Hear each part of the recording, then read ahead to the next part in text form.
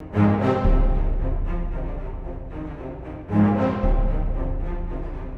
and gentlemen, the 3 knockdown rule is in effect. I'm Steve Kim, joined by Mario Lopez. And Mr. Lopez. No moniker. Whenever we have a no. guest, you don't give me a moniker. No, we got to keep it serious. Okay. Because this is like a 80s sitcom. This is a very special edition of the 3KR. Our special guest, once again, making a return visit, the editor-in-chief of Ring Magazine, Doug Fischer. Doug Fischer. Yeah. Thank you. Yes. Thank you for joining us, Thank sir. you for having me back. And nice jinx on the cover. Yeah, no, we're going to get into that. I mean, that's wow. the challenge of print publication. Exactly. Steve Kim holding up an issue with Anthony Joshua on the cover. Still look good, That's though. still on sale. Still on sale. Don't forget. A lot of good stuff in there. On the apart from ones and Anthony twos Joshua. are Andy Ruiz, and that's not just because he's chubby. Justin Buffalo knows. Oh, yes. Cold as ice. Dialing it in. Cold as ice. You're not chubby. I'm kidding. So anyway, we've got a lot to talk about. Let's get started. This past weekend, it was a garden party. Gennady Golovkin returning to action, stopping Steve Rolls in 4 rounds under the guidance of Jonathan Banks. Doug, I'll start with you. Did we see a quote-unquote different Triple G? I didn't see a different Triple G. I saw somebody who needed maybe 2 rounds, 6 minutes to knock some rust off, get into his rhythm. I like the work rate, for a 37-year-old athlete, a natural one. He can outwork men who are 10 years younger than him easily. I like the work rate. I like that he got back to the body attack. That was concentrated. His jab wasn't as sharp as we're used to seeing it, but the timing and the punch placement is elite level stuff. And once he found the opening, and by the way, Steve Rolls, not a top 10 contender, maybe not a top 20 contender, definitely at best like fringe contender status. That guy gave him opportunities. He would stand right in front of him and just cover up, and that's when Gennady started attacking the body. But once he saw the opening for that brutally unorthodox... The corkscrew. The corkscrew, that's a good name for it. That overhand left hook to the forehead. Once he drove that home and drove Rolls to the ropes, elite level finisher. He still has it. I saw a bit of a difference, and I'm being meticulous maybe. First of all, Rolls, yeah, say what you want, but he still hadn't lost. And when you don't know how to lose, you go in there with a certain attitude and certain confidence, and that's why I feel he was standing right in front of him. Triple G, what I like you said, when he went back to the body, but I also saw some more combination punching, what I hadn't seen. That's true, too. He became a 1-1-2 puncher the last couple of fights with Canelo. I saw a lot more fluidity in his punches. I love when he attacked the body, and I've always been a big fan of those looping corkscrew type punches. He threw a left right there. It's almost like on the top of the head and the forehead, and he also threw a right one like that. And it's not a mistake. He's aiming. He's Maidana, aiming for the forehead. Maidana throws similar punches like Yes. that. They're like whenever a guy's covering up and he has sort of that earmuff sort And of it's defense. legal. That's Just because it's perfectly above legal. the eyes, It's legal, not man. back of the head. Right. It's on almost on the forehead and on your temple, and it does some damage. And but it's done with finesse and a lot of technique, and the way he shifted and went southpaw with that left cross. It wasn't a hook. It was more like that left It sort fooled of. me. It was like that left cross. Corkscrew-esque kind of punch. Ooh, and the way he took it out, I liked what I tweeted saw. that was a right hand. Yeah, yeah. It was so he was so fluid was with so it. The way fluid. he delivered it, That- it was like, yes. oh wait, that was from the left. Exactly. But it wasn't a hook. It was really a left cross. Yeah, a straight it He left. used to do that a lot more, by the way. There's actually Right. Well, videos. see, that's my point. So you asked me, did I see a new Golovkin? I didn't see a new style. I saw him return to some of his strengths. Exactly. That we hadn't seen in a couple years. Exactly, and I think Jonathan Banks has the right idea. I like I what do I too. saw so far. I think if they keep working together and keep on this progression, that it should bode well. We should note that it was a short camp. This is his first camp with Jonathan Banks. 4.5, and that was 5 the first weeks. time, right? And that was the first fight that Golovkin had with Jonathan Banks in his corner. So we can't expect to see all of the tricks that they're working on, all the different wrinkles Banks that he's trying to add. Told me after the fight, I texted him. He said, Steve, I can't wait to get into camp. He said, I'm happy with the win, but there's things to work. And that's what I love about Jonathan Yes. Banks, that he's always coaching. I think, to me, that the previous camp, they were just happy with the result. Listen, it could have been us 3 in the corner. Gennady Golovkin will beat Rolls. But coaches, when they have a blowout game where they know they're going to win, they don't look at the score. They look at the process. Yes. And the one thing that Banks has talked about is not technique, not inventing any new punches. It's rhythm and tempo. And there was a video that Golovkin did, Team Golovkin, GGG Boxing on YouTube, where they mic'd up Jonathan Banks, and it really featured him. And throughout the fight, he's telling Gennady, get going. In other words, like you talked about the methodical tempo just behind the jab, jab. He wants quick.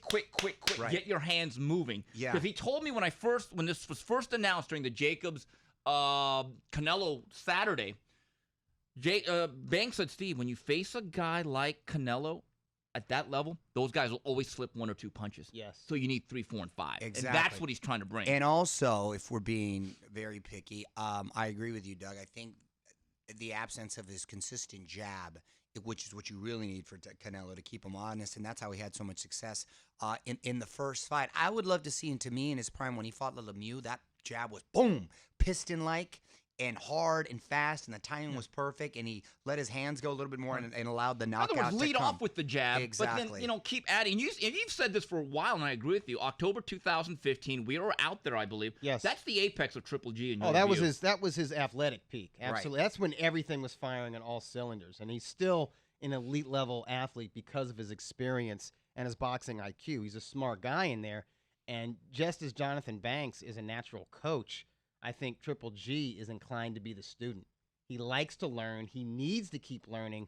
And I actually think this change of trainers, as much as I respect and revere Abel Sanchez, I think it's good for Golovkin to get a breath of fresh air and a new training system, conditioning-wise, but also boxing technique-wise, because it invigorates him. He needs to learn new things. I agree. I am still surprised, though, that he chose to stay in the same scenery. Block. Yeah, in Big Bear. We usually want to change the scene. You move scenes. You moved the block. Yeah, he moved a Maybe block. I don't think they had block. enough So time to weird. find a new gym. Yeah. They may not do that again. Mario, another Oh, change. they may not. Yeah, they that may was- not return to Big Bear. Yeah, John Hornauer, the lawyer who's been brought in, makes a lot of decisions. Now he's in the brain trust. He said, Steve, that was a short camp. We are going to discuss it going into the next fight, which will be in September. Another change that they made, we didn't get into last week, Mario, they're bringing in smaller sparring partners. And we've been there because it was hard to bring in guys that were durable against Golovkin. They would literally bring in light heavyweights and cruiserweights and then bring in flat jackets. Yeah. Because they said, guys, we can't keep these guys in here because Gennady to the body, we'd lose these guys within 3 days. So they want to go for quicker tempo in terms of rounds, also faster fighters. Well, And you I- need and that I if you're noticed preparing for Canelo, Canelo's especially. speed, how compact he was down the middle, gave Golovkin a lot of fits. And when you were doing the 360 show a couple weeks ago, right, the Tom Loeffler show, I spoke to Jonathan for about an hour, having a good time. And I asked Jonathan, I said, Jonathan, is this guy coachable? And he said, yeah, he's very. I told him a story that I was told by Quatrine Hill, played at the University of Miami, and he tried out for the Patriots in 2007. And he loved this story because he said, I can relate to this. He said that when in his last training camp or mini camp with the Patriots, he said Tom Brady in the middle of April threw a bad pass. He said that Bill Belichick just chewed him out in front of the whole team. And he's like, wow. So the horn blows, and Randy Moss's first training camp with the team was going, oh, my God, you guys do that to Tom Brady. And all the guys, they're like, yeah, everyone gets coached the same. And Randy Moss goes, what? And Randy Moss knew right then, he says, the stuff I was doing in Oakland and the straight cash That ain't homie gonna fly. ain't going to fly. It's a culture. And Jonathan Well, that's says, why he went on to have almost 50 touchdowns that right, year. and Jonathan actually said, yeah, because honestly, when I get on Gennady, I never get any pushback. And another thing that he does, and we've seen this with Emmanuel Stewart, when Gennady Golovkin spars, Jonathan Banks actually goes into the ring, not as a referee, but he'll be right next to his guy, because Emmanuel Stewart did this. Yeah. I never seen that. And Emmanuel Stewart with Lennox, throw that right hand. Lennox, get that jab going. And he so he's programming him. And I saw some footage where actually Jonathan's saying, Gennady, let it go. So you are programming this whole thing. That's interesting. So you're not rebuilding him, but you are evolving him, and you could really see a lot of the Emmanuel Stewart imprints on this. Yeah. That's interesting. That especially at this age, he's so susceptible to have him there and that drastic. I think change. he wants that. Yeah. I think maybe things got a little stagnant with Abel. Let me ask you, because I know just to switch gears, Doug, and people are still talking about it. Andy Ruiz with a victory over Anthony Joshua. I mean, the kid's been now on Kimmel. and Everyone's he's buzzing been about it. everywhere. Casual with this fans are buzzing about it. Yes, and dominating. I had the pastor of the church that my wife and kids go to. Good for you. I don't go to it. I go to the track. Bad on you. I run with Coach Schwartz, but they go to church. I go to Santa Monica to run laps and do a Periscope. But the pastor, who has no interest in sports whatsoever, but he's of Mexican descent. He and his wife and his 3 kids came over and just spent the afternoon with us yesterday. And he was buzzing. He was talking about Andy Ruiz and talking about how he's got family from Imperial, California, and a lot of friends from Imperial, and they're all buzzing about it. And these are people who don't follow boxing at all. So it's a real phenomenon. And that's the beauty of upsets. Exactly. And I love upsets. But I think it was also the optics of it, too, right? Yes. You got this chubby Mexican dude. Well, he who looked the looks- part of an underdog. He looked, I mean, even worse than an underdog. Well, listen, if you're like Steve and I, like I'm sure like Steve, like I met him when he was still an amateur. He was visiting Freddie Roach's Wild Card Boxing Gym when he was still an amateur, when he was 18 years old. Yeah. 315, 320 pounds. He had hands back then. Yeah, he's as an a athletic teenager. dude, exactly. I don't know if you remember, Steve. I was up there once, and Freddie Roach was training a big MMA star from Russia. I think Arlovsky. Andre Yeah, Arlovsky. Andre Now Arlovsky looked like a superhero Yeah, crossed with like Wolfman. Yeah, yeah. I mean, like a Like chiseled Wolverine. body. Yeah, I mean, like this like primal look, but he's statuesque. Yeah. And they had him spar, and every time Andy let his hands go, Arlovsky's frozen, stiff legs, Yeah. buzzed, like rock. Every time, like Andy had to hold back, and he's a kid, and he's flabby. He looks flat. And Right. he looks fat and unathletic. He is athletic. He is, in fact, dynamic in there. Exactly. But the fact that he looks like an underdog. And the other guy and the looks other like guy's he's chiseled out of granite. right out of Central Casting. Right. The guy I looks call him like Colossus. it looks like Stallone would have casted Yes. him for like Rocky 7, right? Like he would be fighting him. So that's what made it so dramatic and in the fashion but in which also he the beat him. atmosphere. It's Right. in Madison Square Garden. It's A buddy of mine- It's AJ's U.S. Right. debut, his first time fighting in that storied arena. And A lot for of the- British stars were there. I saw all the well, British half stars. the crowd was from England. Right. At least 8,000. Well, I'm a buddy thinking of like mine was there 10,000. too, and he was saying it was sort of like in Rocky IV when Rocky went to go fight Ivan Drago, Right. and then halfway through the fight, all the Russians Starts started cheering. chanting Rocky. Started cheering for So Rocky. you can he started change. They can change. Right, he started We winning all over can all the change. British fans there. But it was like before these heavyweights stepped into the ring, it was just a big party. Like Eddie Hearn, hats Yeah. off to him. It was a good card. We had some good fights. We had some nice knockouts. Like the crowd was whipped into a frenzy. And for the first time in America, Eddie Hearn and Matchroom Boxing, they recreated the big fight England atmosphere Yes. in the U.S. And he's been trying to do it since he came over here. He's had shows here in L.A., and they're good shows. Yeah. Like last month, Yeah. or I'm sorry, in late April at the Forum. Failed that to was a good resonate show. though with the public. But yeah, That was he's good. not Good packing card. the house, and it's not that atmosphere where everyone's drinking and everyone's singing Sweet Sweet Caroline. Caroline and those songs from Oasis. I mean, they're singing everything. And the American, like the British vibe caught fire with the hardcore American fans and the New York City boxing fans who were diehards. So it was an amazing atmosphere, and then we witnessed something special. Like you think you're just there to party and have a good time and witness the all of a sudden U.S. history's debut made. of Anthony Joshua, and you're already thinking, okay, what's next? Are they going to be able to make the Deontay Wilder fight? And the beauty of this was coming into this fight, all anybody's talking about in terms of the heavyweight division is their frustration that the big fights aren't happening, that we don't get the undisputed championship between Joshua and Wilder. And now we're not talking about that. Exactly. We're talking about a new player in the heavyweight division. All the Upsets bring us new blood. Especially characters like that, and that's why I don't believe you should let fights marinate because it just costs Exactly. them millions and You millions can let of them dollars. build up a little Sure, bit, a but little here's bit. the thing, especially at heavyweight.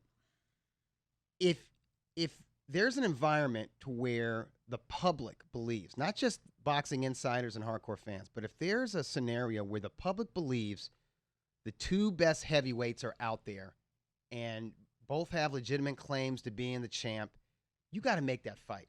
That's like fight of the century stuff. That's Everybody like Ali wins, versus too. Frazier. There's enough You money. don't wait on that. No, exactly. You don't wait. Well, because, we're not gonna have to wait too much longer on the somebody rematch could lose. too, Right.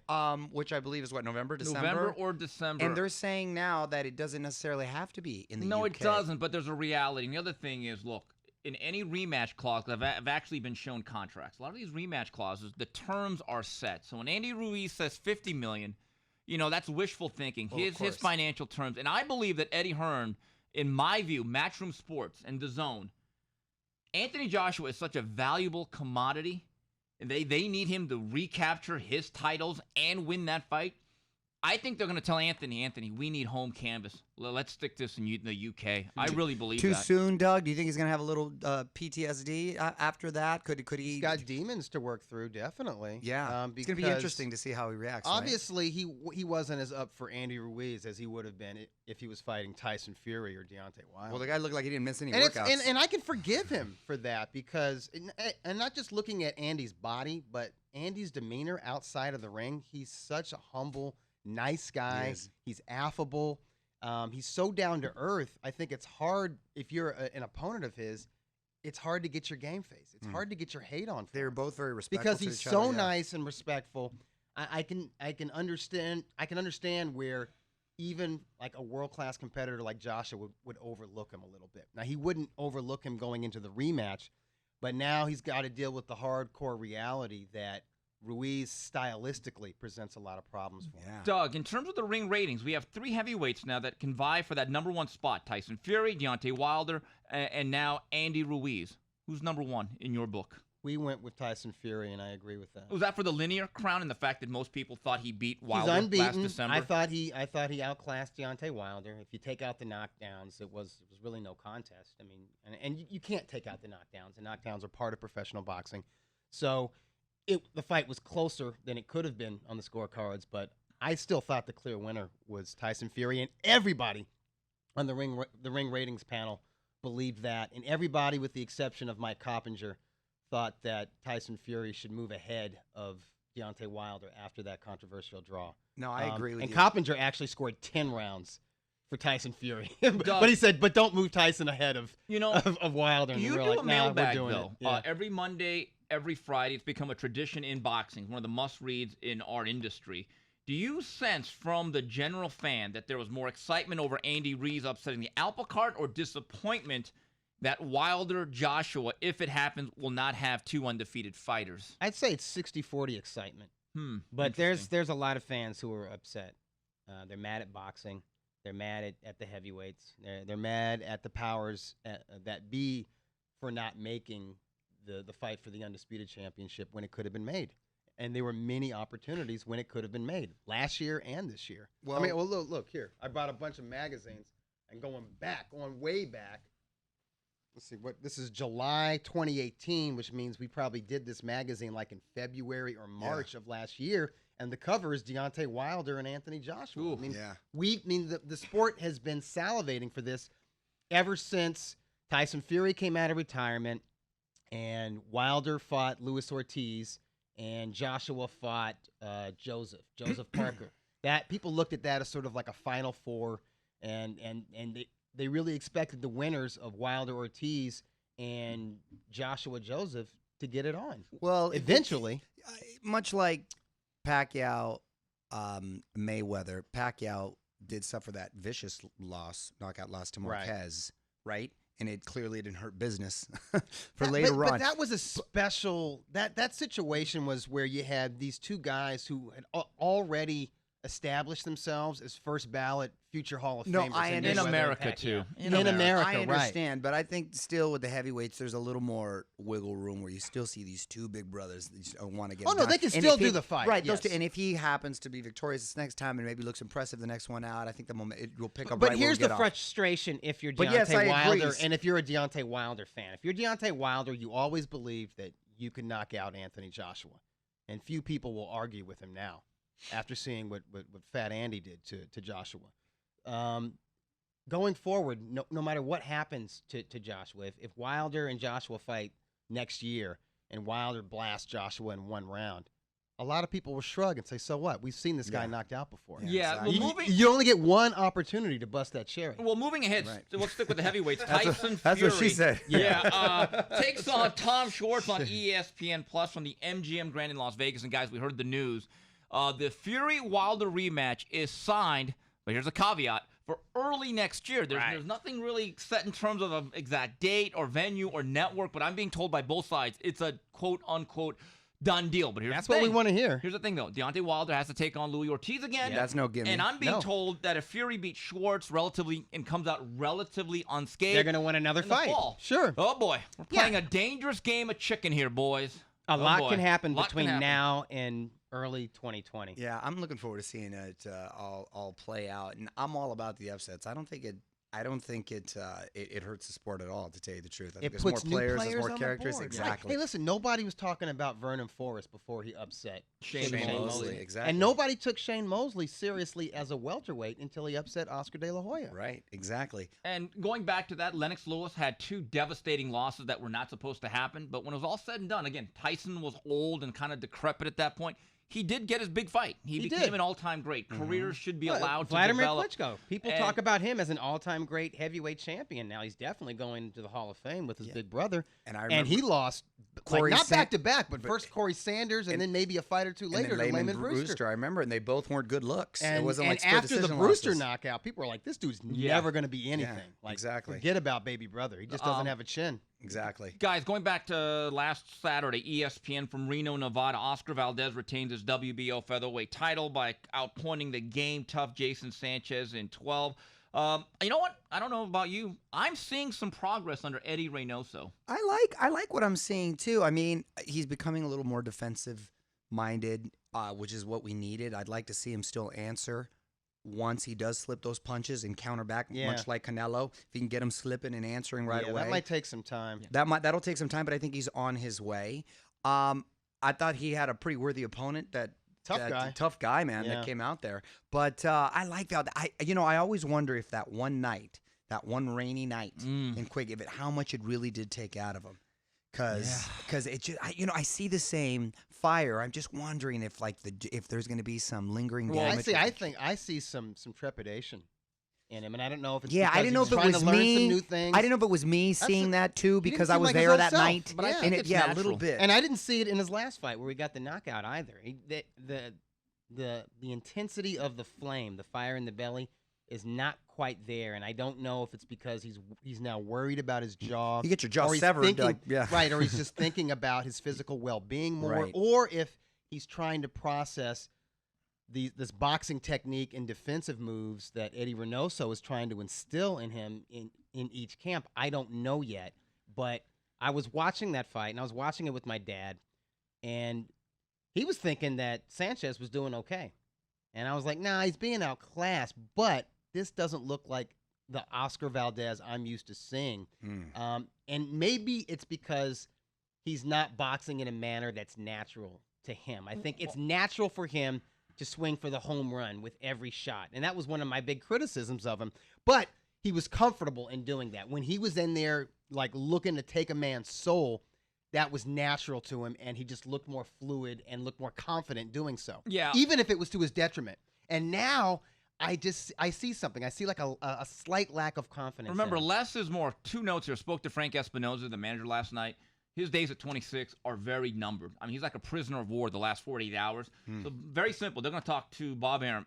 If they don't get Carl Frampton and/or Josh Warrington, I think they're moving up in weight. And one thing. Frampton will fight him at Right, 130. He and doesn't have a you're title. Right. And there's one can thing still that's a make that shame fight. that really encapsulates the disappointment of today's boxing business.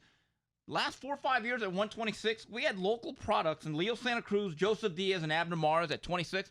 They didn't fight once. Can you imagine if they were fighting, if that was a round robin here Yeah. in Southern California? I mean, that'd be like the old days. That'd be like Bobby Chacon fighting Little Red Lopez and Ruben Olivares. And I don't like the fact that they That want to be kinda- married to dates. They should still Yeah. put on shows, and especially with the internet, you can have the platform. It's Right. so weird that he doesn't keep them busy. It is a shame. Let's go to the Ask Mario and Doug segment of the 3 Knockdown Rule. Here's one from Michael Toomey, old friend of ours. Hey, Doug, Steve, when can I expect my Max Boxing T-shirt to arrive? Oh, man. We were not I in might charge- have a few. Yeah, we weren't in charge of that. I we might were have not in some in charge- storage. Yeah, I just wrote the Dang. stories. Coda's eyes are ripping off people. Here's one from Jorge Casillas. Who was the best prospect that fought over the weekend on the Zone undercard? I got an answer. Israel Madrimov, the Dream. He's only 3-0 now. 3-0. Already fighting Jeez. 10-round fights. But do you feel like they're rushing him? Like, They should he are. really be fighting in 10 rounders and talking about a title shot at the end of this year? Yeah, they wanted to I fight think that's- Jaime Munguia in their pro debut. That's too Damn. soon. That is It might be. not everybody's Lomachenko. But Yeah. Joel Diaz has flat out said, the first time I talked to him, because Steve, I got the next Golovkin. But I have to be honest with you, looking at him, he's actually a lot more Terrence Crawford and Lomachenko with the angles. Oh, wow. That's high praise, Kim. That is Yeah, high praise. Joel Diaz, when I went to go see him, said, Steve, I've had guys hit harder, but I'm never more exhausted when I work mitts with Madrimov. And I go, why? He goes, Steve, the angles that he comes in and the way he just shoots and then he'll switch feet position. Yeah. Because after 3 rounds, I'm exhausted. Huh. 'Cause I'd rather just be with the guy that stays stationary and Yeah. I could brace You myself. can time that. And you're right about that, because I've always said when you go on that Lomachenko type of roadmap, the Autobahn as I like to call it, you can't get those tough seasoning rounds. Yeah. And so one thing I noticed about the Then guy, you run into a Salido. right, and right. When I saw him against Norberto Gonzalez this past weekend, he broke down a tough veteran. But Yeah. the problem was Norberto was never trying to win, so he had to keep chasing. So what happens if you actually go to that tough championship fight and all of a sudden for the first time you get professional resistance?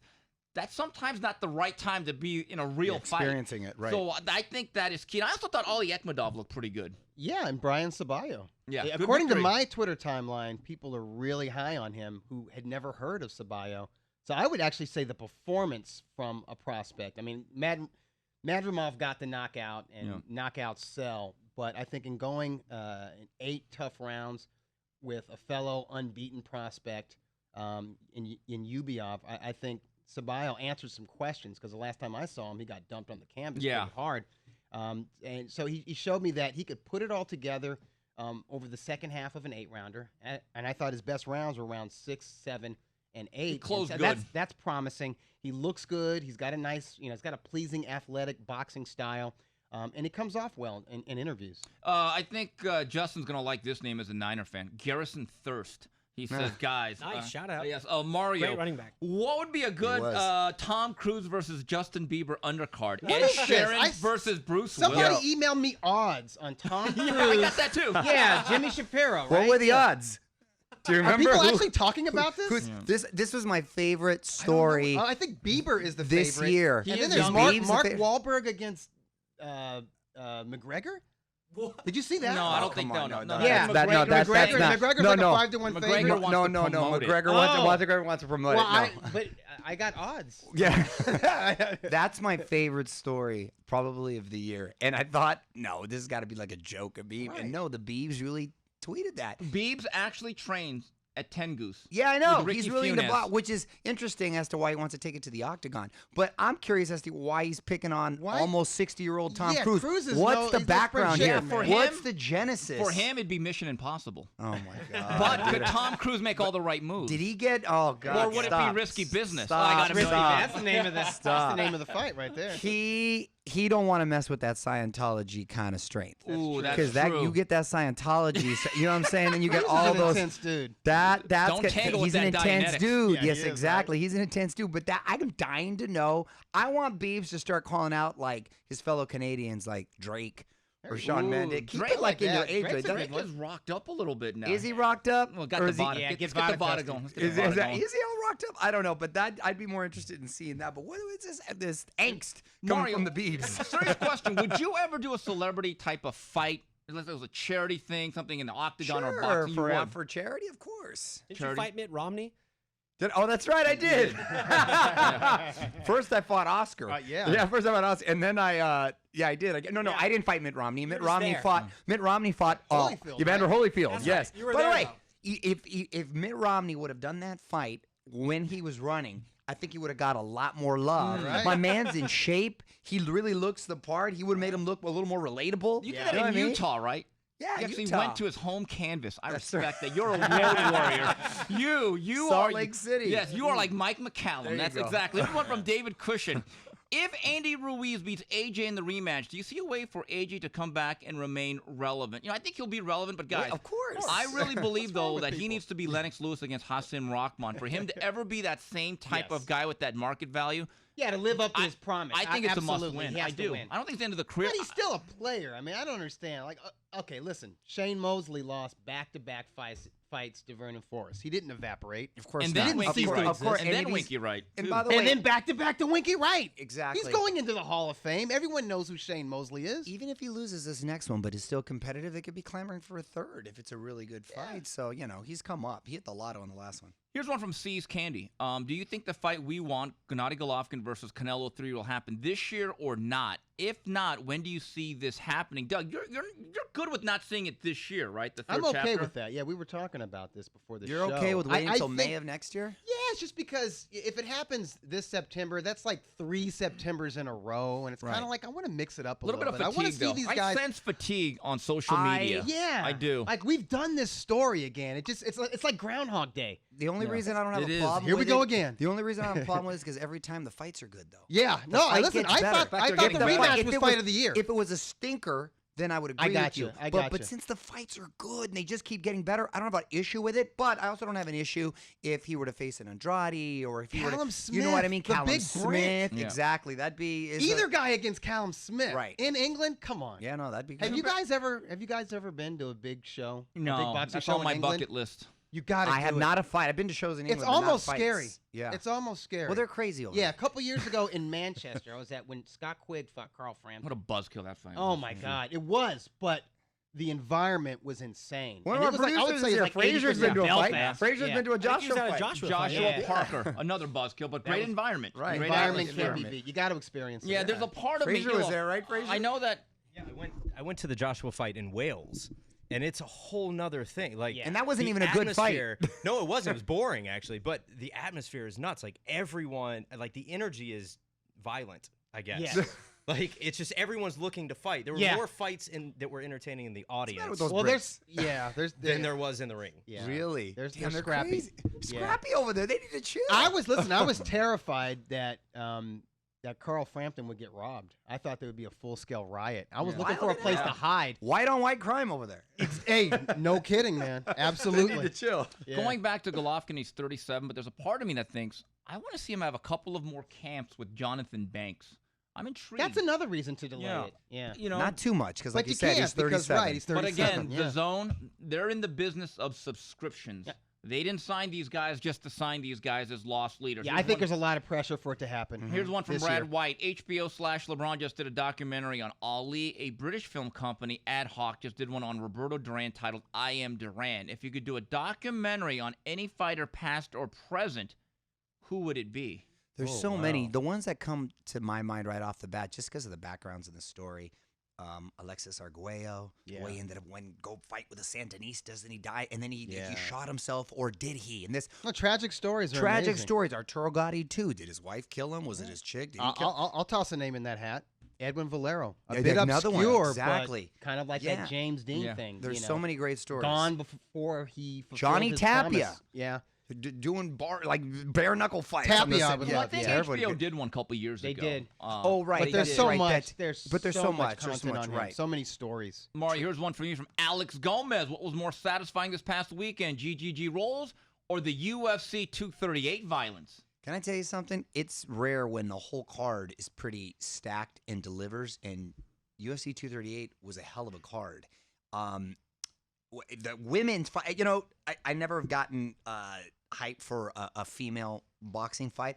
I actually really look forward to some female fights. It's a better in product than the MMA. UFC. It really It is. is. And well, the Let's be women, honest the about it. athletes, and these women are badass. Somebody got laid out, right? Ooh, Yeah. laid out with a kick to the dome, and Oh, it sounded like a kick. baseball bat. It Gee, was. that ain't nice. It was nasty, Wow. but a couple Mexicanos got down last with Tony Ferguson, who Yeah. he took his stepdad's name, but kid from this guy who I think has the longest streak now with 12 feet. He just keeps fighting. Just badass after badass, and took another one on in Cowboy Cerrone this last week. He leaves everybody so carved up, and it was just beautiful violence. It was a little bit of a stain. What they said there was a late hit, had nothing to do with the way he beat him, but it was beautiful. But then Henry Cejudo, who might go down as the most decorated combat athlete of all time. He's got an Olympic gold medal, and then he just won Olympic gold medal in what? in wrestling. Wrestling, okay. And then he just won 2 UFC titles in flyweight and then bantamweight. Mm. Okay, and that's a very short list of a handful of guys that have ever done that. Right. But combined, the Olympic gold medal, it's unbelievable. But I've never seen a guy ever in MMA making a like he was getting rocked. This one guy, and he looks smaller than the other. I thought his leg was gonna come off. He was taking some vicious kicks in the first round, and I thought it was just a matter of time with like 6-7 kicks. That's gonna be it in the second round. Make an adjustment. Such a drastic adjustment in the second round. Go on the inside, let his hands go, start to suffocate him and pressure him, deliver these big knees, and completely change the fight like on him, and then take him out and have him start on third. I've never seen such a drastic turn. You know, I don't know why he feels the need to go over the top, and he's getting a little WWE out there with his antics because the guy is so badass. But I was like, wow, it was very, very impressive. Do you so that prefer violence watching was, the flyweights and bantamweights as opposed to the welterweights, middleweights, light heavyweights, and mixed martial arts? He was responsible for at least saving the division for a little while because they were actually thinking they were going to get rid of the they were going to get rid of it. Yeah. But he came out. He went from beating this guy Mighty Mouse, who's considered one of the best ever. Yeah, right? I know. To Demetrius something. Exactly, Demetrius Johnson, Yeah. and then going up to fight T.J. Dillashaw. Right. Very dangerous opponent. They thought he was going to take him out. And he took him out. To this other kid, Moraes, who's bad ass, who just knocked out like the last 6 opponents in the first And round. he's fighting these guys back to back to back. Yeah, he's fighting them all back to back. Like, It's no, a no, hell they of don't give you a soft touch choice in over between. there. It's a hell of a run. No, they it's don't a marinate over there at the UFC. No, they don't marinate. Microwave. They it's microwave that. There's no democracy. It's a dictatorship. Yeah. So Yeah. they Dictator microwave. Dana.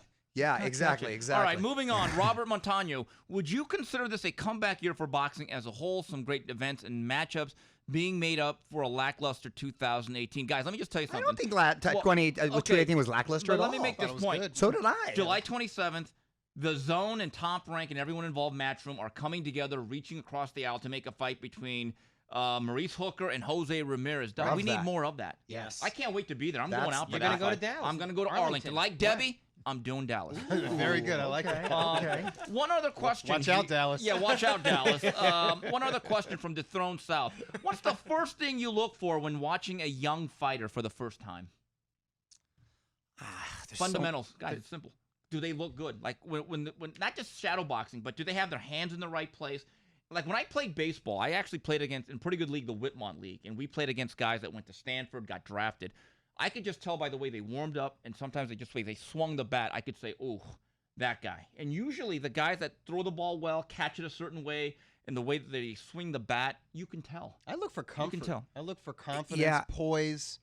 Well, those are the intangibles in a yeah, fight. yeah, But a lot. But the way by the example you just gave too, there's a lot of guys that look good on mitts and on the bags. It's not till you get in there. And Right. I too, Doug, look to see how comfortable. Can you they be look, relaxed? How relaxed Under they fire. are, how composed. No and- anxiety, not Exactly. in a rush. Right. That's exactly. special. Moving on, before Final Floors, I want to say one thing. Zab Judah over the weekend was stopped by Cletus Seldon, and he was hospitalized over the weekend with, I guess, dehydration, bleeding of the brain. I want to report, and it's been out there now, he's okay. He's been released. Thank God.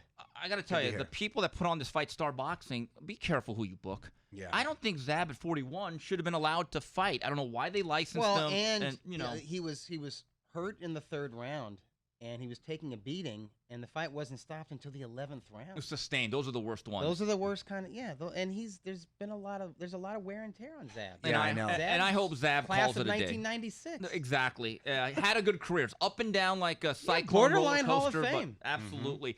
Mario, let's go to Final Flurries. Let's get this out of the way. I can't wait for the next season of Billions. Wow. Billions. Wow. Do you What watch a the Showtime show. show, Doug? I don't. Yo, You should. I You're keep up lost, with it Doug. by I listening to this enjoyed that podcast, though. season more than Game of Thrones this season. That's how you I end have up a in lot of Howard. respect for all those actors, though. I know Those they're actors all are really great. good. It's so well written, Yeah. but they did sort of Game of Thrones esque with the spins and the twist at the end. I'm all, I kind of like when Chuck Rhodes and Axe were teaming up. Now it looks like they're going to be adversaries again. didn't and there's last a ball. long. That didn't last long. Dude, I don't want him to hook up with his wife either. Axe and Wendy. I don't was want like- that to I was like, happen. awkward. I know. I don't Awkward. want that to happen. I don't want him to start banging the wife. Come on. Then it's going to take. Look, they're dangerously close to jumping the shark. I will say that. If they start going down that road, if he starts Yeah. banging, then it's going to. How many seasons of Billions? What is Fourth it? now. Fourth or fifth. The fourth. Third or Damn. fourth. I could The probably way Paul catch up on Giamatti Billions. is so Hey. good. How about Yes, the way no, they he's set up the greatest. Connerty the whole time? I know. That I love was that. Brilliant. It's so He good. fell for the That cheese. was so good. Fell I for the know. cheese. as So do Bill you guys get Parcells more says. satisfaction out of Game of Thrones or following Billions? He's on my side now. I told him This early on. season, as a whole, Game of Thrones was one of the best shows ever. Yeah. But Billions this season was outstanding. Was Game of Thrones And a the bigger finale. disappointment than Mayweather Pacquiao? That was pretty good. It's on that level. Wow, The that finale. bad. The finale was. Yeah. Yeah, the I'm finale glad was. I've missed that whole cultural phenomenon. I Wow. have not watched 1 minute I'm of proud a of you. single episode of of Game of Thrones. Okay. You and my wife. Justin, are you relieved? Is that We're a proud club. that Kevin Durant is finally going to Willis Reed his way out there and play in Game 5 tonight? It could be too little, too late, but hell, this is the best shot we got. Let it sling. How great would that be if you've got a basketball team that lost 3-1 that comes back? And we do it 3-1. They do it 3-1. I be think amazing. Kevin Durant, this is the ideal situation that let's say he leads them back to victory. Tonight or is the series? I'm talking series. for the series. That's a tall order. Now, dude. we Kawhi talked Leonard's about- going next level We right talked now, about though. how bad it would be for his legacy if they won it without him. Yeah. For him to come back, Oof. Oh, he then gets Finals now all of a MVP. sudden, the Splash Brothers, their legacy goes down because it's Yeah. like, see what happened without Kevin Top Durant. Mount Rushmore best players in the NBA right now. I think you got to go Kawhi, 5-0. Kawhi, Yeah. Kevin Durant, Right. Giannis. Still got to put LeBron, right? LeBron's top 3. He is. Right now, even still? Right Yeah. now, even? Yeah. Over Steph? And then I was going to go, do you go LeBron or Steph?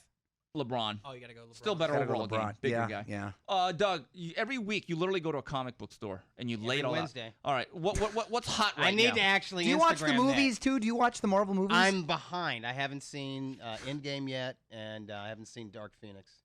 All right. So what's And the hot I miss comic? Captain Marvel, but I will see them. I'll watch them all. But you'll I can't help watch it. them all. Now, Absolutely. what is the hot What's your comic? bet- what's right your now? bet- what's the best one? I went to Detective Pikachu last night with my 11-year-old. So Okay, I but watched them all. Yeah, okay, you got kids. But I enjoyed I gotta it go as much see as Toy she did. Story 4 tomorrow.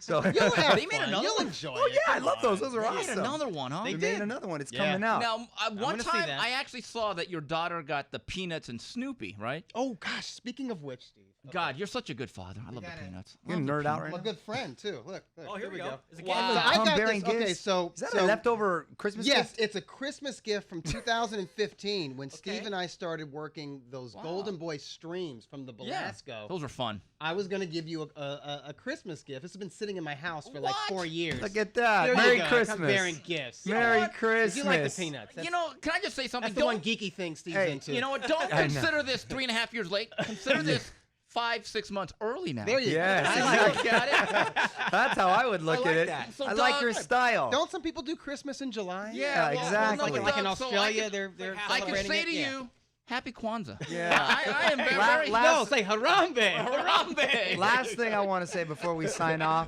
your hat. I have that hat. That Oh, hat. yeah. That hat's from like 2008, 2009.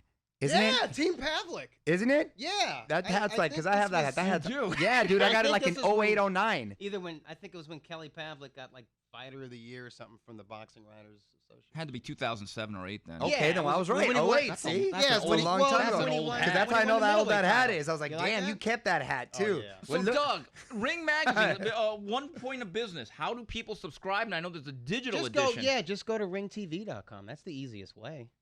I mean, go to ringtv.com and click where it says subscribe, and you subscribe to the print mag, and you automatically get a subscription to the digital edition, which comes out a lot earlier. Great stuff. And how Thank you. tough is it to do a magazine in Oh 2019? it's so hard, man. I mean, listen, that cover was supposed to have Joshua and Jarrell Miller on there. Mm. So stuff happens in Yeah, boxing, exactly. man, especially Gotta when keep it Vada is general. involved. So is And we Canelo got on him, the like- next one? Yes, Canelo's on the cover. Actually, if you go to, listen, I'll go. You guys have in Buffalo. I got to hook you up as well. If you go to the Ring TV app right now, see right there, Very nice Canelo. Canelo on the Looking cover. Oh, good. look at that. Yeah, and I did the cover story. Who's next? Here, let me call it up.